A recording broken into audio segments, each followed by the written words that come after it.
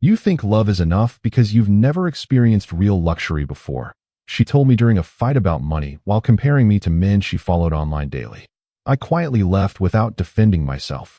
Nearly a year later, she sat alone watching my interview about financial success play inside the restaurant where she worked weekend shifts. You think love is enough because you've never experienced real luxury before. She said it like it was obvious, like she'd been holding it in for months and finally decided I was worth the release. I didn't respond. Not because I didn't have something to say. I had 1,000 things to say. But the restaurant was quiet that night. One of those mid-range places with exposed brick and Edison bulbs where couples go to feel upscale without paying upscale prices. And the couple at the table 2 feet away had just gone completely still. I saw it happen. The man stopped cutting his steak. The woman lowered her wine glass. They weren't even pretending to look away. Qley didn't notice. Or she didn't care. She kept going. The men I see building real lives, they don't just love their partners. They provide for them. They take them places. They show them things. They make them feel like they're worth something. Her phone was face up on the table. Some guy's Instagram was still open from 2 minutes before she started this conversation. 300,000 followers. Pictures of yachts. Pictures of hotel balconies in Santorini. Pictures of his girlfriend, always perfectly dressed, always holding a cocktail, always looking like she'd never once worried about anything. Qley had liked every photo going back 14 weeks. I'd counted, not because I was suspicious, because I'd noticed, and I didn't know what to do with what I'd noticed. You're a good person, Hudson, she said, and somehow that landed worse than everything else. But good doesn't take me anywhere I want to go. I looked at her. I really looked at her.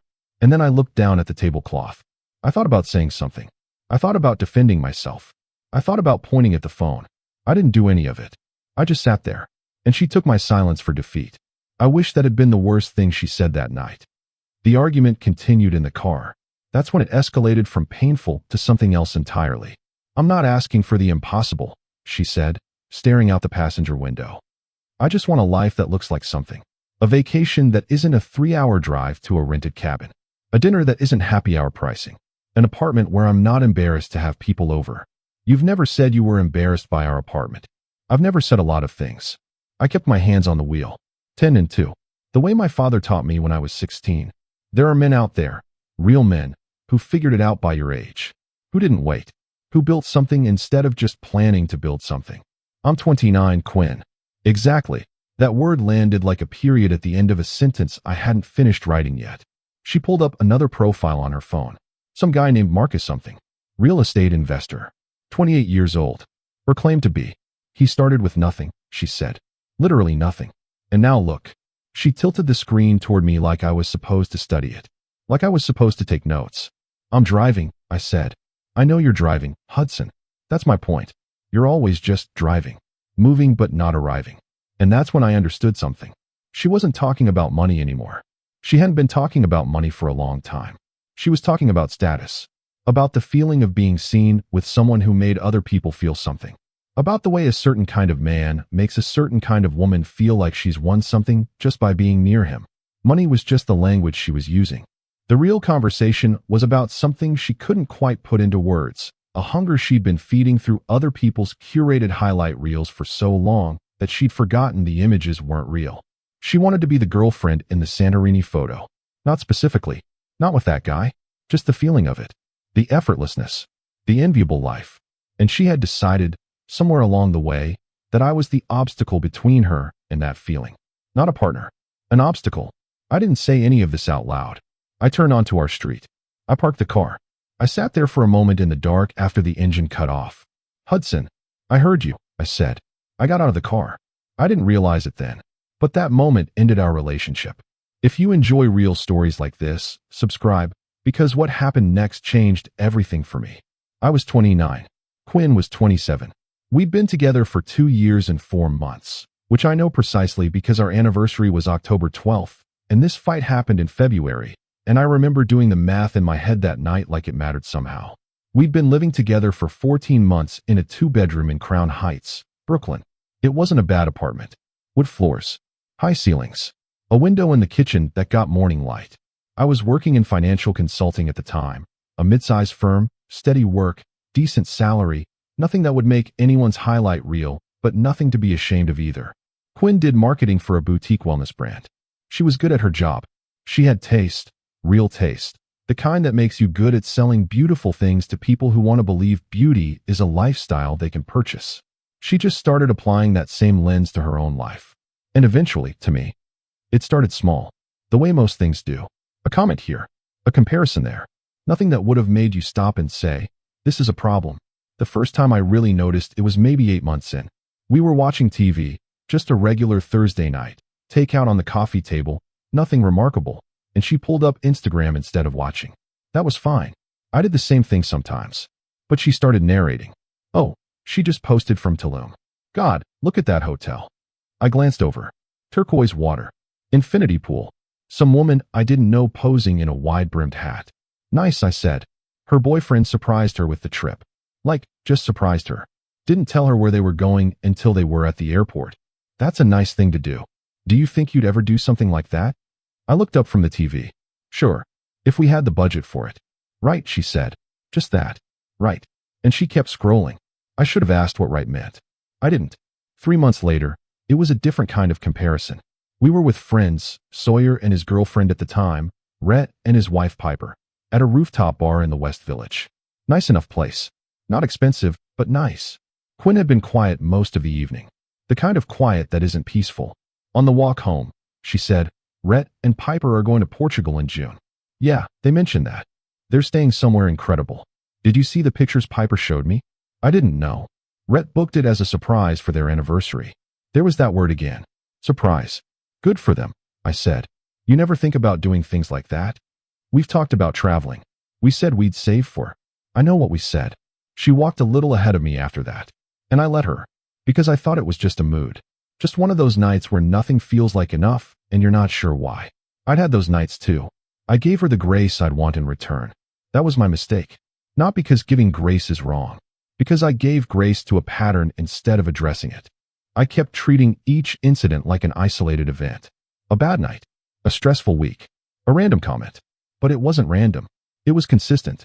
Consistent in a way that, looking back, only makes sense as a through line. Every week, there was a new account she'd found. A new couple living the kind of life that looked flawless from the outside. A new influencer with a new girlfriend who seemed to exist primarily to be photographed looking grateful and glamorous. She'd show me sometimes. Not always. But sometimes. Look at this, she'd say. And she'd tilt her phone toward me. And there would be some man. Always confident looking. Always well dressed. Always standing in front of something expensive. And some woman next to him looking like she'd never been anything other than delighted. And I'd look. And I'd nod. And I'd say something neutral. And inside I'd feel a small, low-grade thing I didn't have a name for yet. Not jealousy exactly. Something closer to inadequacy with a slow leak. There was one thing I kept dismissing. Later, it became impossible to ignore. The social stuff was subtler. That's what made it harder to confront. You can't call someone out for a raised eyebrow. You can't say, that pause before you answered hurt me.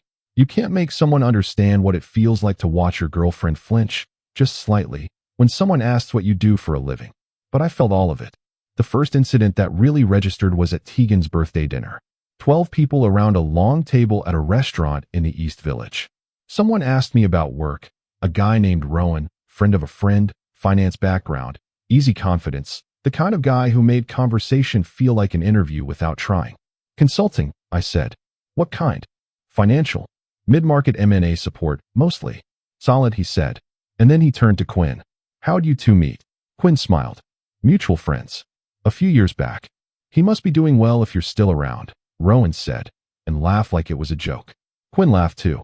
But her laugh was 2 beats too long. And she said, oh, you know, he has potential. The table moved on. Nobody else registered it. But I did. He has potential. Not, he's great. Not, we're happy. Not even a deflection. He has potential. Like I was an investment she wasn't sure had matured yet. I didn't say anything. I picked up my drink and turned to the person on my left and started a different conversation. But something had shifted. A few weeks later, we were at a housewarming party for Qley's coworker Tucker. Nice apartment in Hoboken. River views. Tucker had just gotten a promotion and was not shy about mentioning it. Qley lit up around him in a way I noticed immediately. Not flirtatiously. Something different. Aspirationally. Like Tucker was proof that the life she wanted was real and reachable, and being lived by someone she actually knew. At one point she said, in front of 4 people including me, "Tucker just gets it, you know? He decided what he wanted, and he went and built it." Nobody said anything for a moment. Then Tucker, to his credit, looked slightly uncomfortable and changed the subject. But Quinn didn't look at me. Not once during that sentence. Not once afterward. And I stood there with my drink and my steady job and my apartment with the good morning light, and I thought, she is embarrassed by me. Not angry. Not disappointed. Embarrassed. And I kept staying calm. I kept showing up. I kept being the person I'd always been. Steady, even, present. And people watching from the outside probably wondered why. Why is he tolerating this? Honestly, because I thought she'd find her way back. Because I thought the comparisons were temporary. A phase, a pressure she was under, something that would pass once she felt more secure. I was wrong, but I didn't know that yet. The discovery happened on a Saturday morning in late November. I wasn't snooping. That matters, I think. I was looking for the charger for her laptop because mine had died and I had a deadline. She'd said it was in her desk drawer. I opened it. The charger was there. So was her notebook. Open. A name written at the top of a page. Marcus. The same Marcus from her phone that night in the car. Underneath it, a list. Not a list of things he'd said to her. A list of things she wanted. Apartment with a view. Business class. European summer. Someone who makes it look easy. And at the bottom, underlined twice. I deserve this. I stood there for a long moment. I put the charger back. I found my own charger. I sat down at my desk and started working. I didn't bring it up. Not that day. Not that week. But that evening, after she fell asleep, I went through what I already had access to. Her public follows. The profile she engaged with most. The rhythm of her online life. And I understood what I was looking at. She hadn't cheated on me. Not physically. Not even close, as far as I could tell. But she had built an entire parallel emotional world. A fantasy life populated by men she'd never met and women she wanted to become. She woke up every morning and fed herself images of lives she didn't have. And then she looked at our apartment. At me. And compared. Every single day. That wasn't about money. That was something much harder to solve. I finally understood something terrifying. This wasn't a phase. This was who she'd become. And the version of me she wanted didn't exist. Not because I wasn't capable. Because I wasn't a concept. I was a person. With limits and a timeline and a process. And she didn't want a process anymore. She wanted an arrival. The second major argument happened on a Wednesday. No special occasion. No trigger I can point to. We were making dinner and she was on her phone and I asked if she could set the table and she said, sure, and didn't move, and I asked again and she looked up and said, "You know what my problem is? Tell me. I feel like I'm waiting for something that's never going to happen." "What are you waiting for?" "For you to become someone." I set down the spatula. Very carefully. Very deliberately. "Someone," I repeated. "You know what I mean." "I don't actually." "Say it clearly." She looked at me, and I think she saw something in my face that told her this was different, that I wasn't going to absorb this one. So she went further instead of back. "I deserve more than this, Hudson. More than planning, and maybe one day, and we'll get there. I deserve someone who's already there. Someone who makes me feel like my life is worth showing people." Your life is worth showing people because of you, not because of who you're standing next to. That's something people say when they don't have money. And there it was. Full clarity. She believed that. She genuinely believed that the validity of a life was measured by its visual appeal to strangers online. And no argument I made was going to reach her. Not because she was stupid, because she was certain. "I deserve more," she said again. Like a declaration. Like she was reading from a document she'd signed. I looked at her. And something happened in that moment that I can only describe as a light going out. Not dramatically. Not with grief. Just off. The emotion disappeared. Not because I stopped loving her, but because I realized, completely and finally, that loving her wasn't enough to fix what she'd decided was broken about her life. She thought she'd won the argument. She was standing there with her arms crossed and her chin up, and she thought she'd said the thing that would make me try harder. She didn't know the decision had already been made. I didn't leave that night. I left over the next 3 weeks. Quietly. Methodically. I called Sawyer first. Told him I needed a couch for a month while I found a place. He said okay, without asking questions. That's what a real friend does. I started moving things out in small increments. Books first. Then clothes, a few pieces at a time, in a gym bag I'd take to Sawyer's and leave. Then the things that actually mattered. The hard drive, the documents, The items that belonged to my life and not to the shared version of it we'd built together. Quinn noticed the apartment getting lighter. She asked once, "Are you moving things out?" "A few things." "Why?" "Because I think you've been right," I said. "We want different things." She stared at me. "That's it. That's your response. That's it. You're not going to fight for this." I thought about that. "No," I said. "I don't think I am." She cried. "I want to be honest about that." It wasn't cold on my side. I felt it. I felt the weight of 2 years and 4 months, and every good moment we'd had, and every version of a future I'd imagined. But I didn't change my mind. Because I finally understood, a person who makes you feel like a disappointing placeholder doesn't become someone who sees your value just because you stay longer. They just become someone who had you longer. The last thing I moved out was a framed photo from the bookshelf. My dad and me, from a camping trip when I was 12. I put it in my bag. I looked around the apartment one more time. I left my key on the counter. No note. No goodbye text. No speech. I just left. And I blocked her number that night. Not out of anger. Out of clarity. What people don't tell you about starting over is how quiet it is at first. Not peaceful quiet. Empty quiet. The kind where you reach for your phone and realize there's no one you're waiting to hear from. Where the evenings belong entirely to you and you don't know yet what to do with all that space. I gave myself 2 weeks to feel it. Then I got to work. Not as a project. Not as a revenge plan. Just because I'd been carrying a low-grade distraction for 2 years, and now it was gone, and I suddenly had all this room. I started with the gym. Simple. 6 in the morning.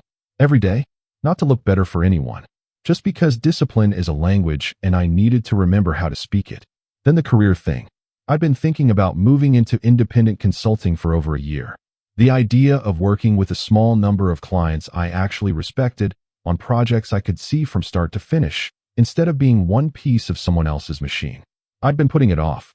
The way you put things off when your life has a lot of noise in it. I stopped putting it off. I put together a pitch. I reached out to 3 former colleagues, people I'd worked with well, people who knew what I was capable of. Rowan, oddly enough, was one of them. Turns out he respected the work even if I hadn't liked the way he'd made me feel at that dinner. The first client came in March. Small engagement. Real estate firm. Needed help structuring a deal. I did it well. They referred me to someone else. That's how it works when you do it right. Not with a big launch. Not with a brand. With one good piece of work at a time. Sawyer watched all of this happening from close proximity and said, one evening over beers, "You seem different." Different how? Like someone turned the volume down on whatever was making you anxious. He was right. I hadn't even noticed I'd been anxious until it stopped. The gym became a routine. The work became a rhythm. I started sleeping better. I started thinking more clearly. I started remembering things I'd liked about myself before someone else's opinion of me became the ambient noise of my daily life. Rhett and Piper had me over for dinner. Piper said, about 20 minutes in, "You look good, Hudson. Really good." Rhett raised an eyebrow at me like, "Don't read into it." I didn't, but I heard it. By summer, I had 4 clients. By fall, I had 8. I hired a part-time analyst. A recent grad named Eli, sharp kid, reminded me of myself at that age. I moved out of Sawyer's couch into a 1-bedroom in Williamsburg. Clean lines. Good light. A view of the bridge if you stood in exactly the right corner of the living room. I didn't post about any of it. Not once. I just built it. Then something happened I never expected. I heard about Quinn through Piper. Not because Piper was gossiping. Because she mentioned it once, carefully, the way you mention something when you think the other person needs to know, but you're not sure they want to. "I saw Quinn last week," she said. "How is she?" A pause. "She's with someone." "Okay." "He's very." Piper searched for the word. "Visible." "Visible." "Online." "He has a following. Does something in crypto, I think. Or investment something. She posts about him constantly." I nodded. "She looks happy," Piper added. And then, in the photos. That qualifier. In the photos. I let it sit. I didn't ask more. But over the next few months, through the ambient information that flows through any social circle, I started getting a clearer picture. The guy, whose name I eventually learned was Damien, was exactly what Quinn had described wanting. Visible. Aspirational. The kind of man whose life looked extraordinary from the outside. Private jet content. Restaurant openings. A penthouse in Midtown he apparently co-owned with someone or rented. The details were unclear. Quinn was in his photos regularly. Always dressed beautifully. Always holding a cocktail. Always looking like she'd arrived somewhere. She looked exactly like the women she used to show me on her phone, which should have been the happy ending of her story. Except Piper mentioned, a few months later, that a friend of hers who knew Quinn said things were complicated. And then a mutual friend mentioned that Damien had a habit of disappearing for weeks at a time. And then I heard, through Sawyer, who heard through someone else, that the penthouse wasn't his. He'd been a guest of the actual owner. And the private jet content was from a trip he'd been invited on. One trip, shown across 14 posts. Quinn had been showing people a life that was, essentially, a very good photo shoot. The curtain was coming down, but she couldn't stop performing yet. There's something I didn't include earlier. Not because I was protecting anyone, because I needed to understand it myself before I could explain it. About 3 months before the restaurant argument, the one where she told me I didn't know real luxury, I had a conversation with Quinn's mother. We were at a family thing, some cousin's birthday in New Jersey, and Quinn's mother pulled me aside in the kitchen. "You're good for her," she said. I thanked her. "She doesn't make it easy, does she?" I didn't know how to answer that. Her father was the same way, she said.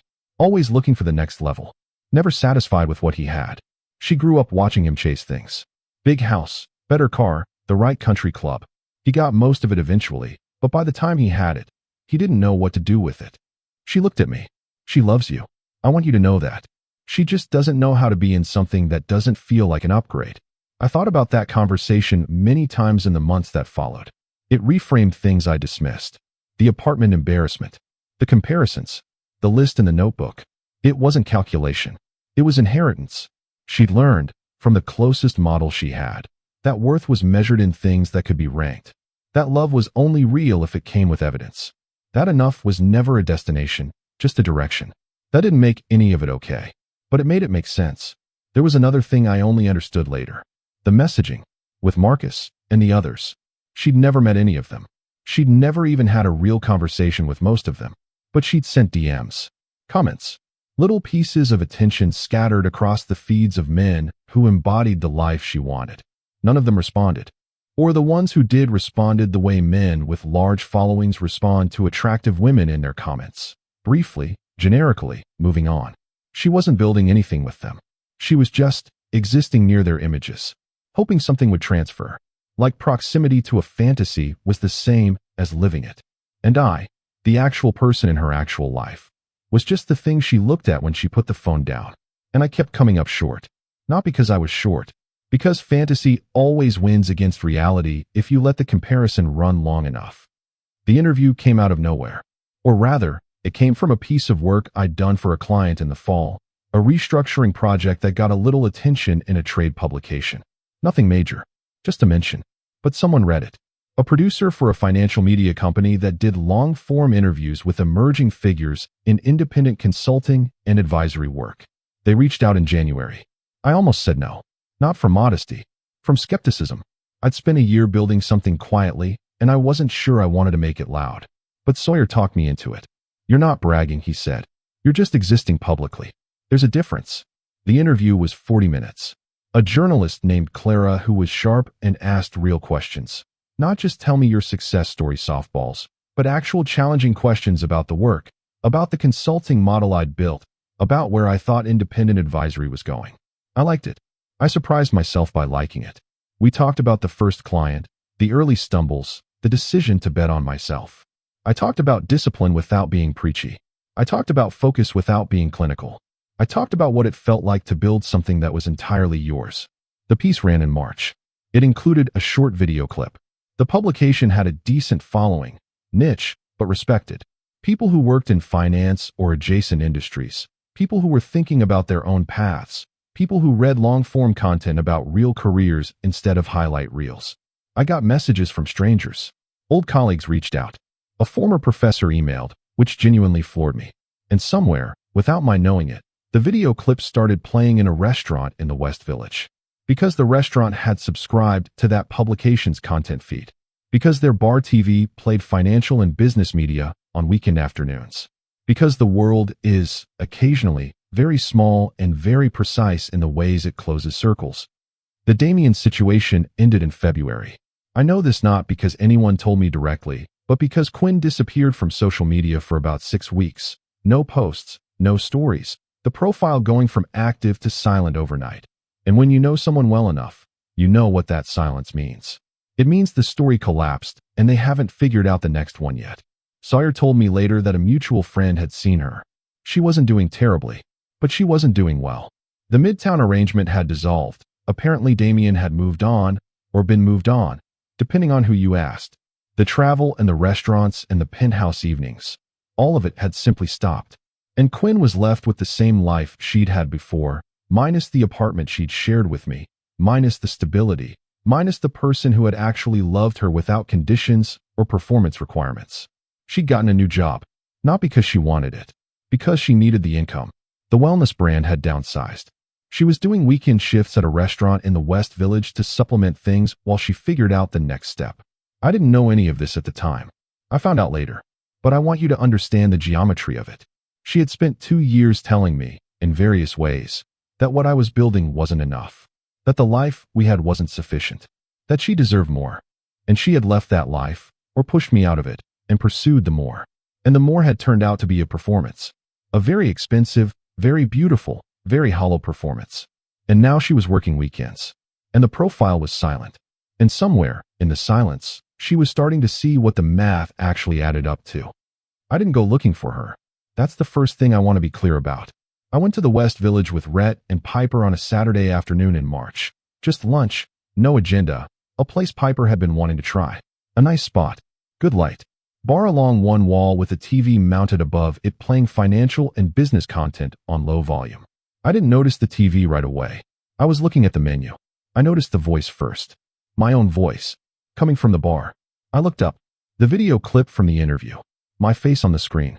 Clara asking me something about building independent advisory practices in a post-institutional market, and me answering, calm, clear, the version of myself I'd been steadily constructing for the past year. Rhett saw it too and started grinning. Hudson, I see it. You're on TV. It's a bar TV. It's TV, man. Piper was laughing. I was about to look away and find it funny, the pure absurdity of it, when I saw her. Quinn, coming through the kitchen door with 2 plates balanced on her arm, moving toward a table on the far side of the room. She hadn't seen me. She was focused on the table she was serving. She set the plates down. She said something to the guests. And then she turned back toward the kitchen. And she saw the screen. She stopped. Not gradually. Completely. Like someone had pressed pause. She stood there watching me on the screen, listening to the interview, the part where Clara asked, what was the turning point? And I said, I stopped trying to meet other people's definitions of success and started building the version that was actually mine. Quinn watched the screen for 10 seconds, 15, and then something made her eyes move. The way eyes move when something else in a room has weight. She looked directly at me, sitting at a table 12 feet away, with Rhett, with Piper, in the restaurant where she worked weekends. The silence between us was very loud. I held her gaze. I didn't look away. I didn't smile with anything other than basic human courtesy. I didn't perform. After a moment, she walked over. Slowly, like she was deciding with each step whether to keep coming. Hudson, Quinn. She looked at the screen, then back at me. I saw the piece, she said. Online. A few weeks ago. Yeah. You look good. She paused. You sound good. Thank you. Piper had gone very still beside me. Rhett was suddenly very interested in his water glass. I'm glad things worked out, Quinn said. And I could hear it. Underneath the composed delivery. The thing she wasn't saying. The recognition. The arithmetic she'd been running in her head since she saw the screen. It's been a good year, I said. She nodded. She didn't ask if I was seeing someone. I didn't ask about Damien. We were both being careful. Both being adults. Both navigating a moment that had the weight of everything we'd been to each other without any of the permission to say so. Do you need menus? She said.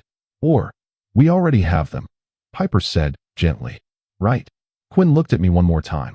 It's good to see you. You too, I said. And I meant it. Not warmly, not coldly. Just honestly. She went back to work. Rhett waited until she was out of earshot and said, we are going to talk about every single second of that later. I picked up the menu. We're really not, I said. But I was looking at the table. And I was thinking about something. Not about her exactly. About the version of myself that sat in that car 2 years ago, hands at 10 and 2, absorbing words I should have pushed back on, staying quiet when I should have been honest, with her, but also with myself. About the year it took to rebuild what I'd let erode. About the strange, precise mercy of a world that sometimes lets you sit 12 feet from the consequence of a decision and understand it fully without having to say a word. We finished lunch. It was a good meal. Piper ordered dessert. Rhett told a story that made me laugh genuinely, the kind of laugh that comes from the chest. Quinn served other tables. Professionally. Well, she was good at her job. She'd always been good at her job. When we left, she was behind the bar, and we passed close enough to nod. She nodded back. That was all. Outside on the sidewalk, Piper tucked her hand into Rhett's arm and said, quietly, "Are you okay?" "Yeah," I said. "Actually, yeah." And I was. Not because of her. Not because of the TV screen or the interview or the geometry of the afternoon, but because I understood, standing on that sidewalk in the March light, that I hadn't needed the restaurant scene to close anything. The thing had already closed. A long time ago. On the night, I left a key on a counter and walked out without a speech. In the months of early mornings and quiet discipline and one good piece of work at a time. In every moment I'd chosen to build instead of perform. She'd spent years chasing a version of life that looked like an arrival. A destination you could photograph and caption. A life that other people would look at and feel something about. She thought that was what made a person valuable. She thought the man who could give her that image was the man she deserved. And maybe she still believed that. I don't know. I wasn't there for whatever conversation she was having with herself that night after her shift. But I knew what I believed. I believed in the apartment with good morning light. In the work that felt like mine. In the friendships that survived without performance. In the particular, unremarkable, undeniable fullness of a life built from the inside out. The luxury she spent years chasing was never what made someone valuable. By the time she understood that, I was already gone.